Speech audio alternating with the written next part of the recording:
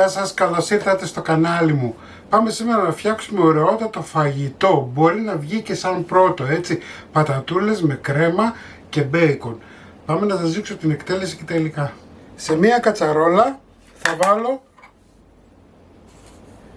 μία κουταλιά της σούπας αλάτι. Θα προσθέσω 1,5 λίτρο νερό. Θα το βάλω στη φωτιά μου για να ξεκινήσει βρασμός. Εδώ έχω 1 κιλό πατάτες, τις οποίες θα τις κόψω σε χοντρά κομμάτια.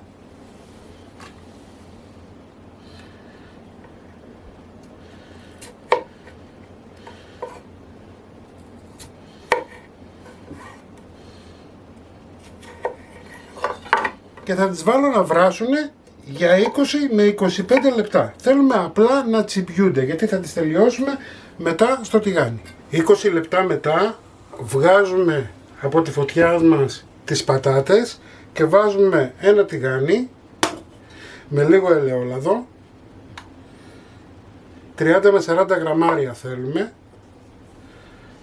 ένα κρεμμύδι, 150 γραμμάρια μπέικον, μπορείτε να βάλετε και γαλοπούλα εάν θέλετε, 3-4 σκελίδες σκόρδο και αφήνουμε να σοταριστούν.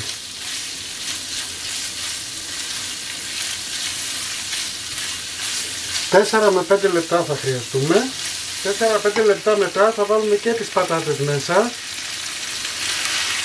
Τις θωρακίζουμε και αυτές.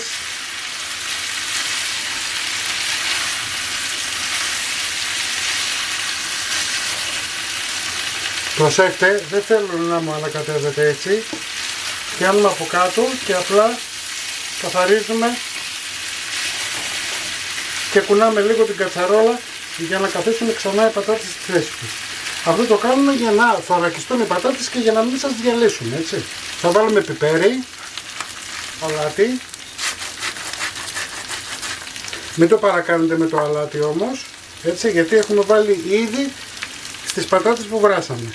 Και τώρα θα βάλω και 400 γραμμάρια κρέμα γάλακτος. Εδώ έχω λίγο μαϊντανό. Φυλάμε λίγο για να στολίσουμε μετά. Χαμηλώνουμε λίγο τη φωτιά μας. Αφήνουμε 4-5 λεπτά να φύγει η υγρασία. Η κρέμα μας έχει δέσει, βλέπετε. Εάν θέλετε μπορείτε να βάλετε λίγη καπνιστή πάπρικα για χρώμα.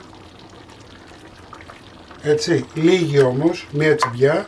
Και τέλος θα βάλω 200 γραμμάρια τυριά που λιώνουν. Αν έχετε παρμεζάνα είναι ακόμα καλύτερα. Κάνουμε ένα τελευταίο σκάψιμο.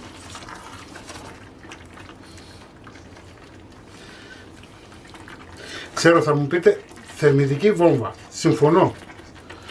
Έτσι. Όσοι θέλουν το φτιάχνουν, όσοι θέλουν δεν το φτιάχνουν. Κλείνω τη φωτιά μου και το αφήνω για 5 λεπτά να δέσει. Το φαγητό μας είναι έτοιμο. Πασπαλίζουμε με λίγη καπνιστή πάπρικα, λίγο μαϊντανό και το πιάτο μας είναι έτοιμο. Να το φτιάξετε γιατί είναι πεντανόστιμο.